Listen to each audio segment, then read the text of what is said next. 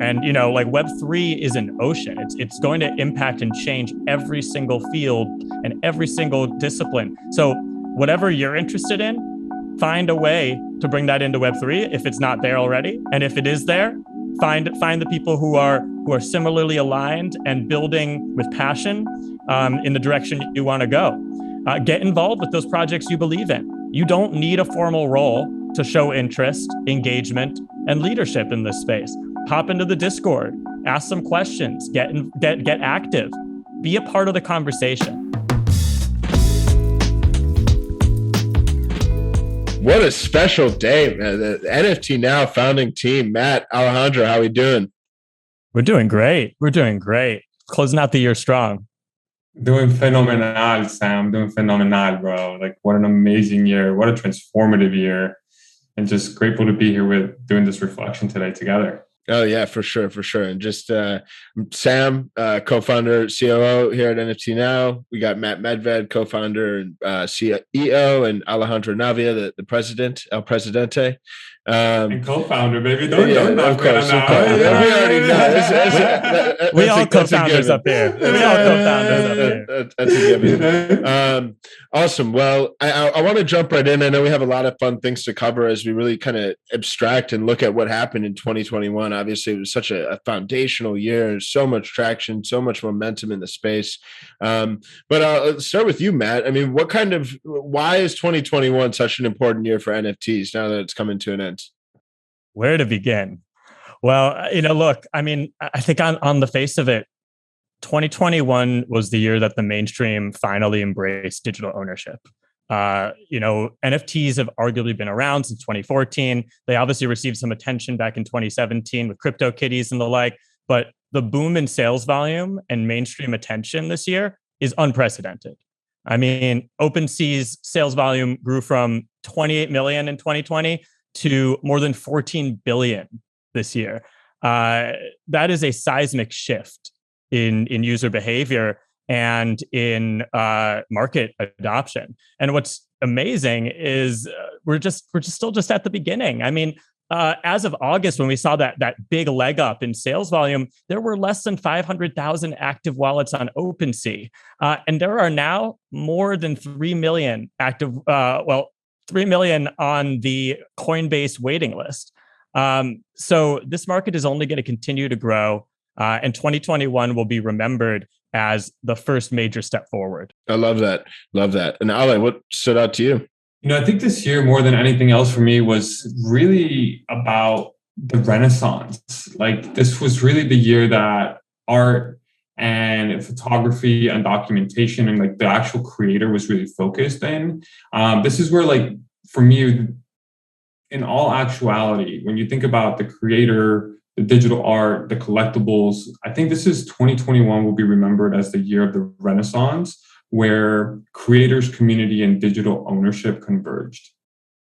Yeah, no, absolutely love that. And I think just to build on what both of you are saying, I think it's obviously this truly explosive growth. There's no denying it. I remember hearing Mike Novogratz say something really interesting too, that industries really grow too as more smart people really start to flock to them. And I think a lot of really interesting people started paying attention to what was happening in NFTs.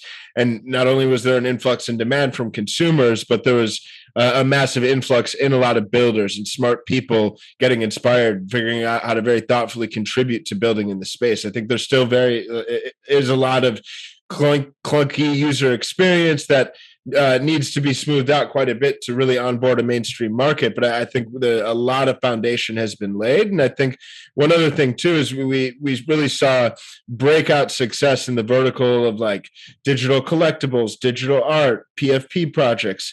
I think that's very much laying the foundation of just the functionality and how this can empower creators that other sects and other verticals within culture are really starting to pay attention to as that foundational element. So I think very excited to see how this further penetrates music, fashion, art, some of these other different creative domains. Yeah, absolutely. it's exciting times, and there's only more to come. Really love that takeaway, man. I think the PFP community really showed what was capable. I think the infiltration of IRL to URL in terms of like the communities activating at Miami Bitcoin Week, NFT NYC, that was just really a really phenomenal time to see the people that we meet. It's like, oh my God, it's you, but oh my God, yeah, holy shit. That having those moments of like URL to IRL were really, really special. And I can't wait to see more of that happen in 2022. So when we look back at the year, what are some of the top moments that stood out to each of you? Like, who were some of the artists that stood out, some of the builders that stood out? Yeah, man, sure. I think, this is a really interesting question because there's so many people we can highlight. There's so many people we could talk about, and there's so many builders that we don't even know, right? Like there's so many Anon accounts, there's so many people building behind the scenes. But what really, I think chronologically, I'll do this to speak to mine. It's just like the people who really stood out for me in terms of builders have been definitely Cooper Turley around the DAOs and like the social token game at the beginning of the year. He was really bullish with it, friends with benefits. Jess Sloss at Seed Club was really somebody who has been an incredible community builder around DAOs and social tokens as well, and just like slowly but intentionally building communities and helping them empower them to launch their own tokens in that capacity. I think Richard at Manifold is doing so much for artists, especially with their smart contracts and empowering them and providing them with the freedom that they need to be able to mint their own contracts in that capacity. Justin Aversano, man, what a story. With Twin Flames coming up and trying to sell that to G Money, and with G Money turning that whole thing down to really then becoming one of the most valuable collections in NFTs. I think earlier this year we saw some CryptoPunks being traded for Twin Flames. I think that was really awesome. And it goes without saying, G Money, man. G Money is such an altruist in the community, betting on day one people, betting on people from the very, very beginning in that capacity. So I think those builders are really important to highlight. I think the other area that I really would love to touch on is just Corey Van Loo, man. Corey Van Loo seems to me like a great breakout star. He has been in the game since last year, early NFT artist, traditional artist transition into the NFT space from very early stage on. And as you guys know, we helped collaborate with him with Mike Tyson earlier this year. And I think that just gave him really a parabolic rise into the space as a mainstream artist now, right? Like you start seeing him collaborate with Nakudo, trying to do some murals, trying to see some of his art. So I think that was a really great breakout. And then from the business standpoint, for me, it was just like Noah Davis.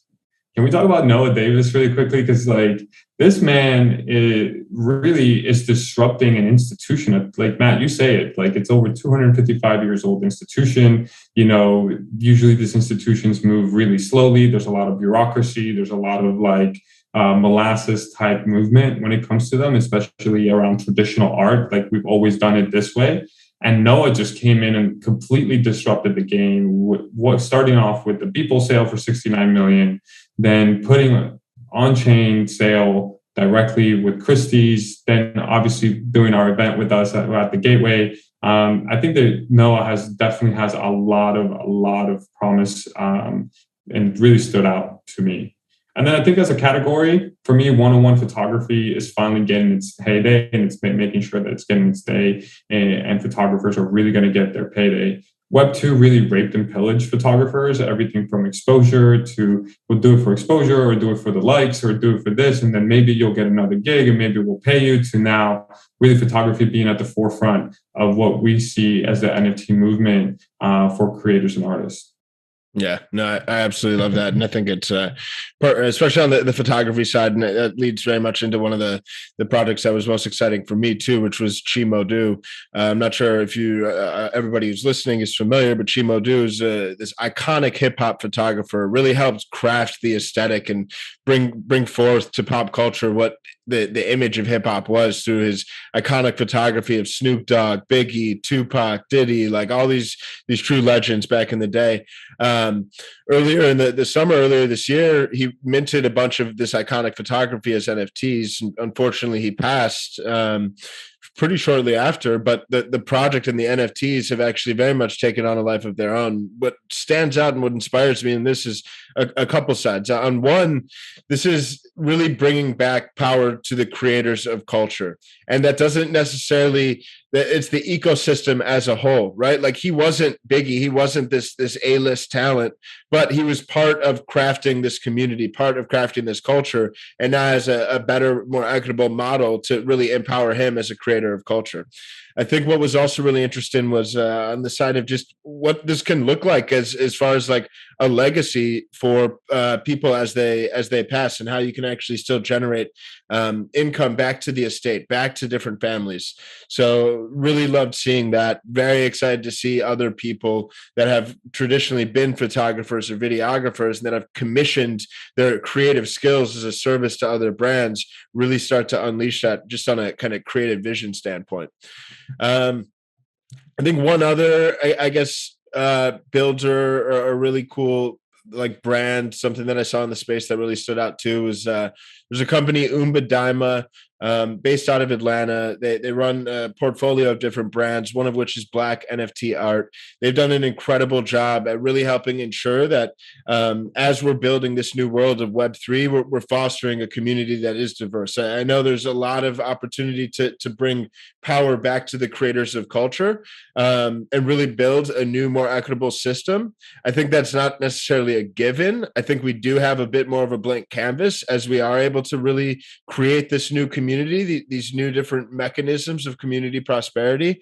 But I think it's important that as a whole community, we're just hyper intentional at making sure that we are leaning into gender, racial, any underrepresented people, really making sure that we're creating equal, equitable opportunity and prosperity. So I think they've been doing an absolutely incredible job. So if you haven't already, definitely check out Daima, Black NFT art. So those are a couple of the different projects that stood out to me. But Matt, what about you, man?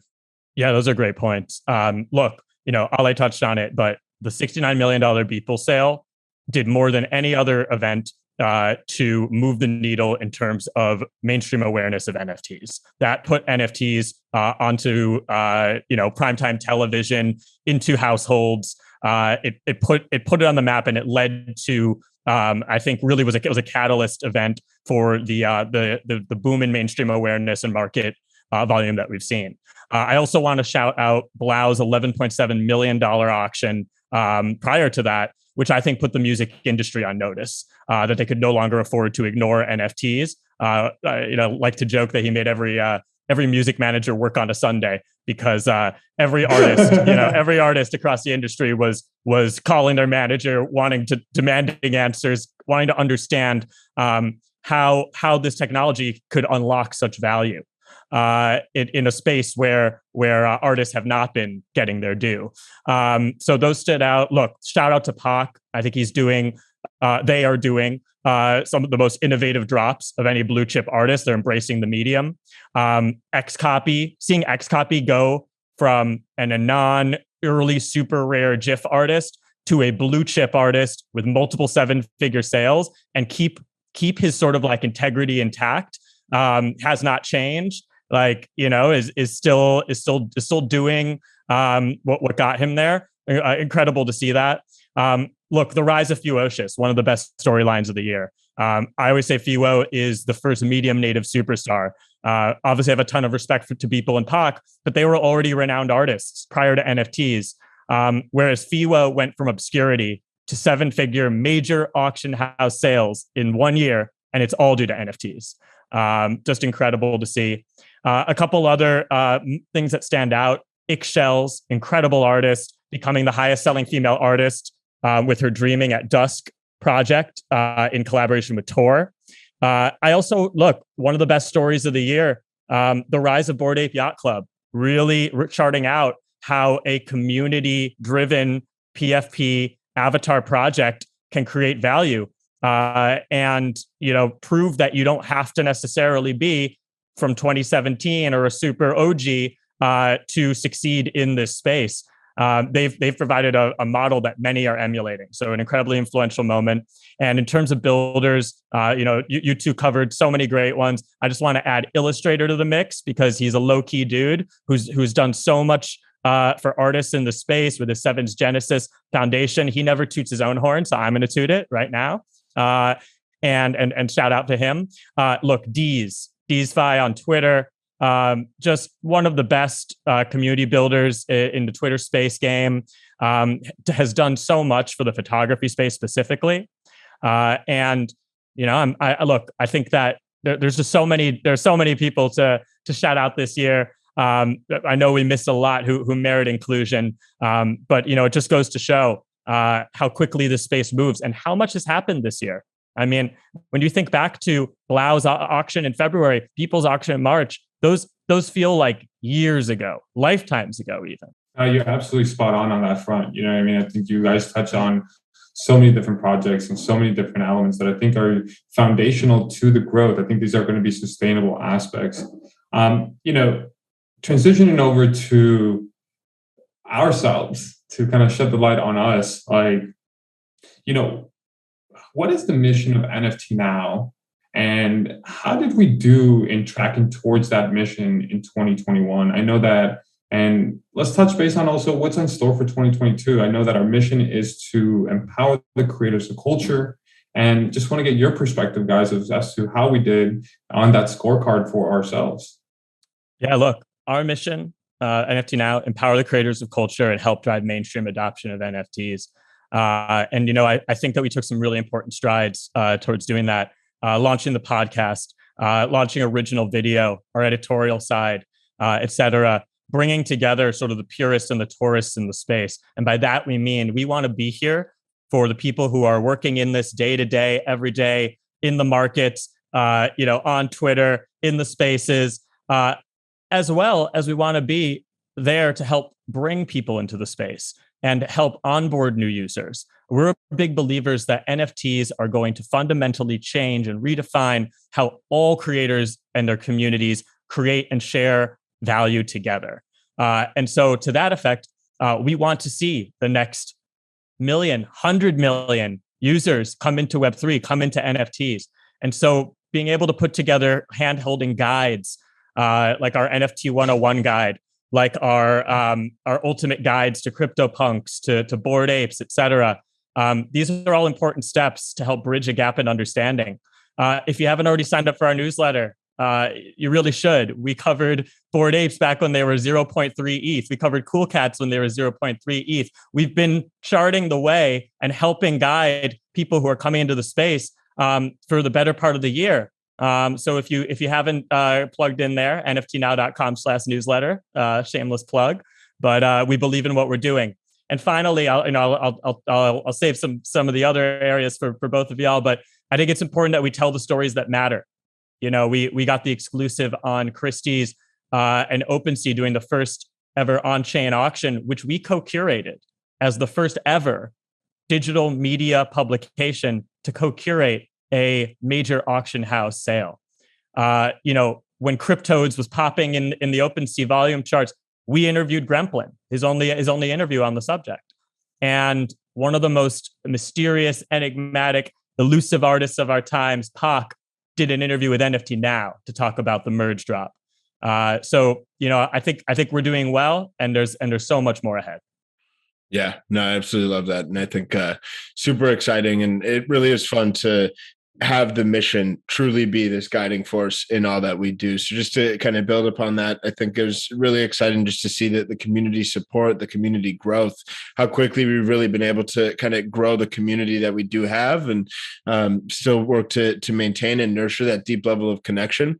I think the big thing too that really excites me as we kind of think about what worked well and what we plan to continue doubling down upon is that notion of kind of the purists and the tourists, right? Catering to both the early adopters that are very deep down the rabbit hole, as well as acting as this kind of on-ramp and educational platform for people that are in these other industries and inspired or intrigued about how to engage in the space, but might not necessarily know where to begin.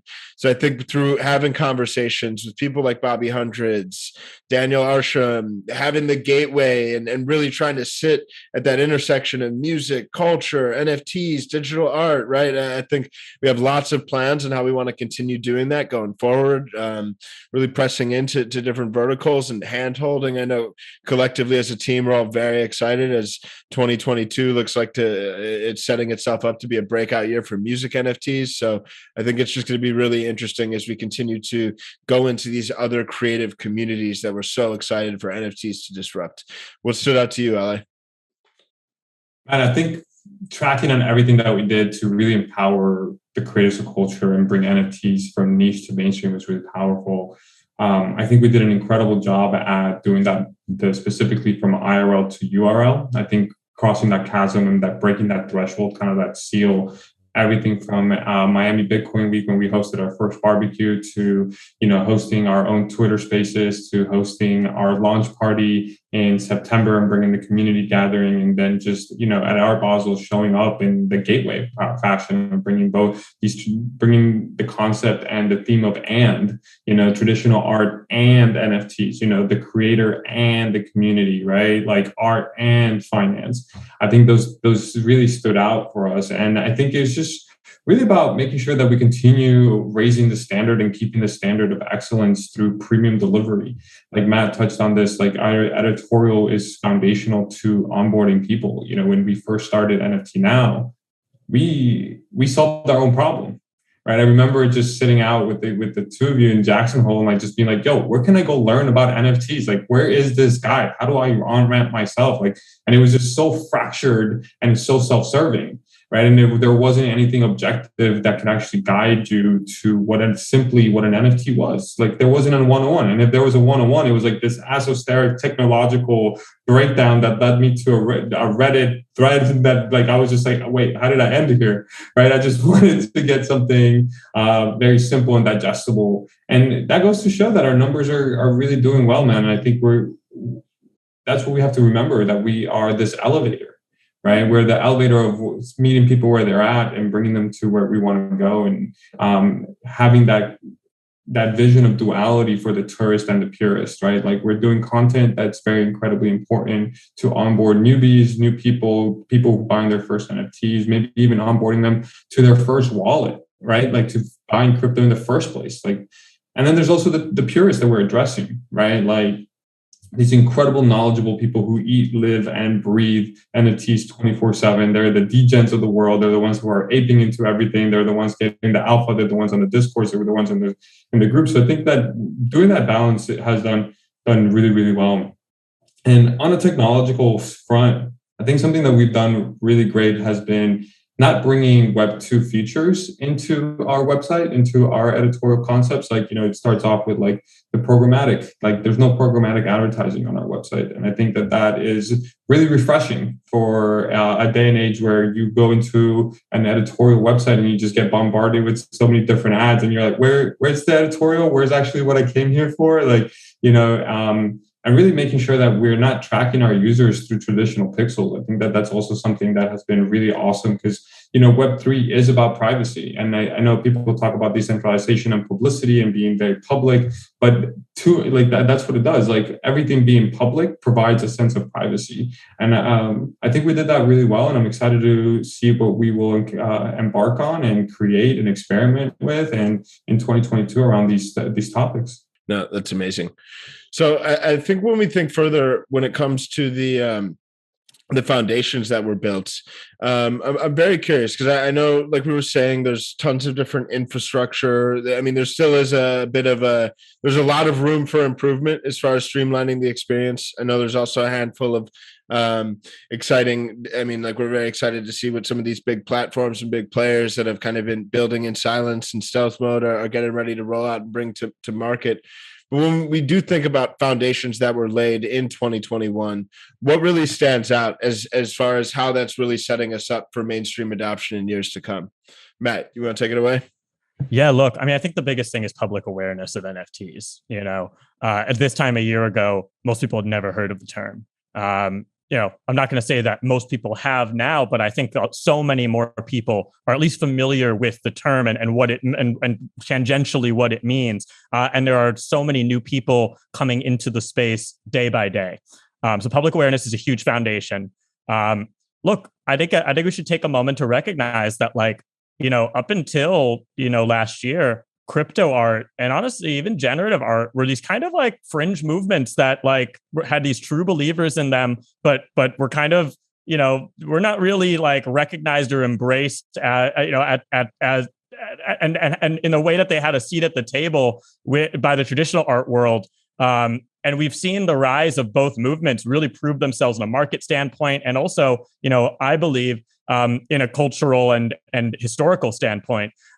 We've seen the OGs on Super Rare, like Xcopy and Sarah Zucker and Coldy, who joined who did it at a time out of passion, out of belief, and out of a desire to use the technology. They never expected to be in this financial position, and we've seen them become these leading artists in the space with major auction house sales. That's a huge shift. And also the recognition of generative art, which not only has like kind of come into its own with these like blue chip projects and platforms like Art Blocks, but also lay the foundation for the entire 10K avatar PFP movement that has been such a huge driver of the market boom that we've seen this year, dating back to CryptoPunks, as a generative avatar project. So I really want to recognize that those movements, kind of building those foundations, they're now in the major auction houses. They're now being taken seriously. They're going to be in the history books. I think the crypto art OGs are like going to be seen as like the old masters of art history's next chapter. I think, and I think that that's a great example of just Web3 challenging old assumptions about the value of creative work. You see so many people on Twitter saying how NFTs have brought back their inner child. Why do they say that? Because we were raised on the lie that creativity can't pay the bills. And I think one of the biggest shifts and one of the biggest foundations that I'm excited about to see being built on is that future generations are actually going to be incentivized to pursue creative paths rather than, talked out of it because there's no money in being an artist or the like. And that is a direct result of digital art, photography, music, so many of these creative forms being able to gain a new collector base. And so like looking at these areas where we always knew that digital art was, a valuable art form, but there just wasn't a way to own it in that sense. There wasn't that provable, immutable, trackable digital ownership that could create a collector base and elevate the fuck renders of the world from, using their talents to make visuals for other artists in a services economy to being able to build on their own creative vision and build and have collectors, in their own right. And that's a huge shift we're seeing. And that genie is not going back inside the bottle. Same with photography, being able to see the Justin Alvarsanos of the world with, Twin Flames has a floor of 154 ETH right now. That's incredible and unthinkable, a year ago. And look, obviously an area that's very close to my heart, I know close to our hearts collectively as well, music.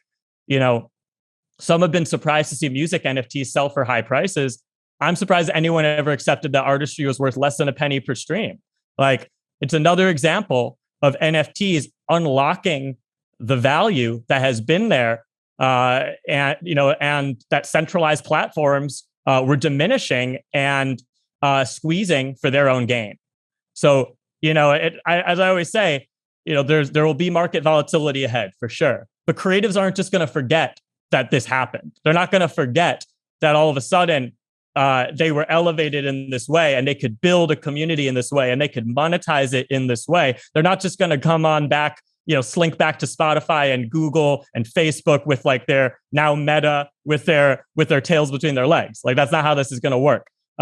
This cat is out of the bag, and creatives are not going to forget the taste of empowerment. And every day, new structures are being built to ensure that we safeguard those like hard fought games in Web3. Yeah, it's really spot on, man. I think you really touched it on music. I think that resonates with me. So as somebody who's never really put value to music other than as a consumer, like hanging out with the two of you and seeing everything that's happening in the industry, I've actually aped into a few projects myself, and that's really quite foundational, right? Like I've started crossing the chasm into passive to active participation in music. So thanks for highlighting that, Matt.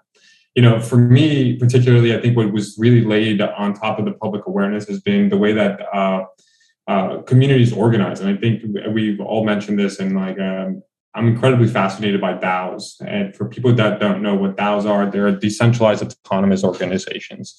And these are organizations that are driven by either smart contracts or collective voting or movements in terms of like democracy that really govern around a collective mission specifically. And I think this year we saw, what communities can actually do in terms of economic power and also collective bargaining power in that capacity. So, Pleaser DAO this year really, really booked it out of the books. Everything from, starting as a pretty much like a novelty project to buy people pleaser art to now having some of the most influential, most significant art pieces in the space. They actually bought the Wu-Tang album, and then they have the listening party to it. They bought the Doge meme, and they at some point they had like a market cap of hundreds of millions of dollars, and that's really cultural influence. I think the one that really stands out for me is Friends with Benefits. I think that community is doing amazing work at what it means to experiment. Really, I think they're calling it like the city of the digital space, right? Like they're really focused on how they build cities, how to really do voting, how to embrace talent and pay the talent without having any really specific aspect or experience around it. It's just like, hey, come help build, we'll do it, we'll see it. And they're innovating. Friends with Benefits are innovating the way that you do NFTs for IRL events, right? The interaction, the way that content's done, the token gated membership aspect that they so created. I think they may have not created it, but they're really known for spearheading it and pioneering it. And then really, like most recently, the historic DAO that did the Ross Ulbricht piece, right? Like that was really amazing. I don't remember the numbers off the top of my head, but it was really historic that a group of people that don't know each other came together and pooled ETH to buy this Ross Ulbricht to help his mission around, freeing him. For those of you who don't know, Ross Ulbricht is the founder of Silk Road. He was, found guilty by the court of law around multiple counts through a trial of his peers, and now they're looking to, he's serving many lifetimes against that. So the DAO is really raising funds to make sure that he gets a fair day in court again and gets his light unseen. So I think that that's really the implementation of real world impact around these DAOs has been really awesome. I think really the other thing that really hits home for everybody has been that NFTs change lives, right? Like NFTs created economic upward mobility. They've really helped bring people to be able to pay off their bills. We saw so many things, so many stories, both in Twitter and in real life, of people paying off their mortgages, people paying off their debt, people paying their parents' houses off. Some artists even being able to put their kids in private school, or finally being able to take care of their own medical and health issues. Or even as simple as like being able to put consistent food on their table.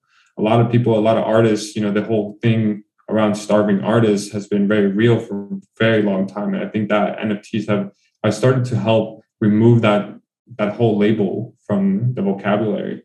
You mentioned that you did a great job at it, Matt. So I just want to phrase it again, digital photography and one-on-ones in photography. I think we're just starting to see the beginning of that. And I think one of the other ones that really stood out for me in one-on-ones has been Super Rare. I think Super Rare bringing the one-on-one concept into mainstream conversation has been really powerful. And then earlier this year with their social token launch, and they're turning it into a DAO for community curation and creating these like spaces, and they're really disrupting what it means to be a platform around hyper curation. And that's really incredible because it's a gold star when it's a measure of excellence when you get into Super Rare, right? Like, oh, you're a Super Rare artist? Oh, wow, okay, great. Like, there's kind of like you've earned your stripes in a way in the NFT community. And I love that they're decentralizing that and they brought it back to the community. I think the streamlining of onboarding through NFT platforms, Nifty, Bitsky, and Dapper with fiat on-ramping, right? Like I got onto NFTs because Sam was fucking aping into NBA Top Shot that day. And I was like, yo, how do I get it? How do I get in? He's like, just use your credit card for right now, bro. And I used my credit card and within 30 seconds, I had my first NFT, right? Which was really awesome. And that I feel like that needs to be more highlighted, that on-ramp of fiat into NFTs is going to be really awesome. And then really like two things to kind of finalize my things here is like round it out is like non-traditional investment capital flooding into the ecosystem to help build it out. Like we're no longer, subject to the traditional investment arms or the family offices. Like community fundraising is very real. And then the incentive models have evolved from centralized institutions to individuals and creatives and communities. And finally, for me, the big thing that really helped establish all this, and it's a double-edged sword, has been COVID. COVID lockdowns really helped bring in 10 years of digitization into 2-year span time. And being at home and being plugged into the metaverse really helped drive the foundation to harden a little bit more. Yeah, no, absolutely love all fantastic points. And I think very excited to see how those continue to evolve. Just to briefly add, I think there's so much white space. There's still all this opportunity for people to do firsts and break trail. And I do want to kind of give a quick nod to some people that I think have done an incredible job at really opening up what utility can look like in this landscape. I think a lot of people too, when they think of NFTs right off top, they think solely this notion of like collecting a piece of art or a digital collectible. But I think with another very big like next step, especially as we hit this mainstream adoption, is less of like NFT and the value of the NFT being itself and the art that it is, but it really being this membership pass of sorts that by holding it presents all of this other utility. So I think if you look at 3 different projects, VeeFriends, the recent Adidas drop, and Bored Apes, they all bring utility in different ways. Gary Vee's VeeFriend projects, you actually get access to his conference, VeeCon, that he's hosting. They're doing airdrops where you're getting other cool NFTs or other projects for free to the community. There's lots of interesting networking and ways to cross-pollinate within the community. For Adidas, you're actually getting merch, and very excited to see as that product rolls out even more. I got my fingers crossed for a free pair of Yeezys. But I wouldn't be surprised, right, where it's now you have like the Adidas confirmed app. What if it's by holding the Adidas NFT, now you're able to get effectively ahead of the line when people are trying to get these super in-demand items, right? So there's this real interesting way to create lots of value and utility around something like that. And even Bored Apes, right? It's like just Ape Fest, being able to have access to these really cool events, the people starting to create brands around their actual apes, right? Like Gunna just bought this ape Buddha, and I know there's other artists that are starting to actually release music like through their apes and build them up as personalities. So very excited to see all that stuff come to light in the coming years. And just I think as we all look into 2022, it's the rules are being written in real time. So I want to encourage everybody to really experiment and unlock this ability to unleash utility, because I think this utility component is really what's going to foster a lot of mainstream adoption as well.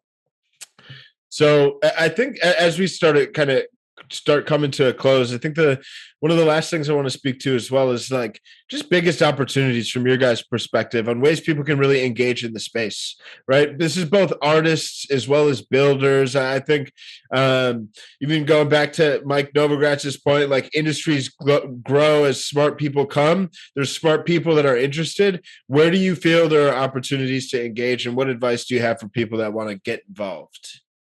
Yeah, it's a great question. Look, there are opportunities everywhere. Web3 is a constant stream, waterfall of opportunities. So what I tell everyone is find a niche you're passionate about and double down. Like eat, sleep, breathe it. And like Web3 is an ocean. It's going to impact and change every single field and every single discipline. So whatever you're interested in, find a way to bring that into Web3 if it's not there already. And if it is there, find the people who are similarly aligned and building with passion in the direction you want to go. Get involved with those projects you believe in. You don't need a formal role to show interest, engagement, and leadership in this space. Pop into the Discord, ask some questions, get active, be a part of the conversation. Twitter Space is the town hall for the NFT community. So if you're not there, people aren't seeing you. So I think you gotta be active. You gotta start showing up. Web3 in general rewards people who show up. And as everything was, the waters were rising with the markets, I had so many musicians hitting me up saying, "How do I get in? Like, what's your advice for getting into NFTs? I want to do something." I said, "Look, start as a collector. You don't have to. It doesn't have to be a Bored Ape. It doesn't have to be a CryptoPunk. You could start small. Start with art or music or collectibles or any sort of NFT that speaks to you. Because if you start collecting, it shows the community that you're here to bring value and to create value, not to extract value." And I think one of the biggest differences between Web 2 and Web 3 is that Web 2 was often about extracting value. Web 3 is about building value and sharing in that value that's being created. And so when you show up in a way that's embracing the space. And as a collector, you're going to get a much better firsthand education in how the platforms work, how the markets work, and most importantly, who are the artists worth knowing, who are the artists worth collecting, who are the artists worth partnering with, than you will from reading any number of articles or even listening to any number of podcasts. There's nothing that beats doing. So, it's the same instruction I gave to all of us when we first set out on this adventure. 1000%. And super love that. I mean, I think in that same vein, as far as getting involved, just really having that authentic curiosity is the foundation. I think too, even if you think when it comes to like, I think we had a conversation on a recent podcast, and it was like a lot of times when people dismiss NFTs, it's because they don't fully grasp what's actually at play. And I feel like often when people really do have a deep understanding of the potential, people are just 9 times out of 10 or 10 out of 10 times like, okay, wow, this really is a game changer. How do we get involved? But I think it does really start with that sense of deep understanding and inspiration. Well, as we come to a close, I'm really excited 2021, incredible progress, not only for NFT Now, but more importantly for the community and the creators and everybody as a whole. I think only going up. I think very exponential, just continuing to snowball. So what's in store for 2022 for NFT Now and for the community at large?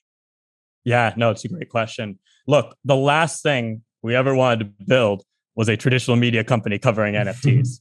So we are rethinking how a media company, platform, publication can operate and create value for a community in Web3. And so that effect, we're pioneering what a Web3 membership model looks like. So be ready. We can't reveal all the details yet, but if I were you, I'd be sure you're a member of our Discord, and stay tuned. Yeah, the Discord is going to be really important, guys. Like, I can't stress that enough. But I think one of the most exciting things and most we're looking forward to and allocating a lot of resources to is the cultural chasm of bringing IRL to URL through the gateway. I think the gateway was this incredible experience where we did 23,000 square foot and really innovated the way that NFT art was presented, for cultural implementation. And I think we're going to definitely take it to the next level. If you guys thought that Art Basel was big, wait until what we have in store. It's going to get bigger, it's going to get better, and it's going to get more impactful. I think more sufficient brands in terms of partnerships and development, and also keeping the creator and the community focused and as the center.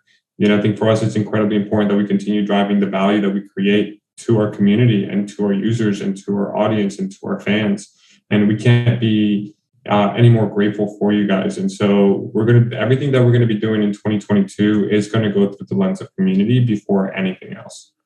Yeah, no, I absolutely love that. And just to kind of build and round things out, I think this notion of bridging that gap between the purists and the tourists, I think 2022 is going to be this massive year. I'd still very much equate a lot of the traction we saw in 2021 is truly just being these early adopters. I think now that these initial case studies have been set, some of the pipes and foundational elements have been laid, these other industries, people in fashion industries, art, music industries are starting to pay attention. I think in 2022 will be the year when like more of the mainstream market really starts to grasp what exactly an NFT is and how they can engage with it and how they can support their favorite creators across different domains. So I think that's very much at the forefront of everything that we're doing as we showcase and uplift different projects and educate and handhold and onboard. And then even like Ali said, the IRL component of that, I think, yes, this is very digital by nature, but the impact and the potential to inspire and bring communities together in these IRL formats, really excited to do this on a very, very high level in 2022. Got some big announcements that we can't tell you now, but we'll tell you soon. So on that note, really appreciate all you guys. Shout out NFT Now team, the whole team at large. Shout out, it's obviously a pleasure getting to work together with you guys. And then I think too, just like the community, the artists, people that are engaging, following, just really helping bring this future and the potential of this technology to life as it pertains to truly empowering the creators of culture. Absolutely. I think 2021 may look like a blip compared to 2022. When we think about all of the innovation, development, and advancements we're going to see at the cutting edge of Web3. Well, there you have it. Well, we appreciate you as always for tuning in. I know we're getting ready to round out the year right now, so let's everybody make this 2022 counts. We appreciate you. See you next year. Thank you, guys. Thank you.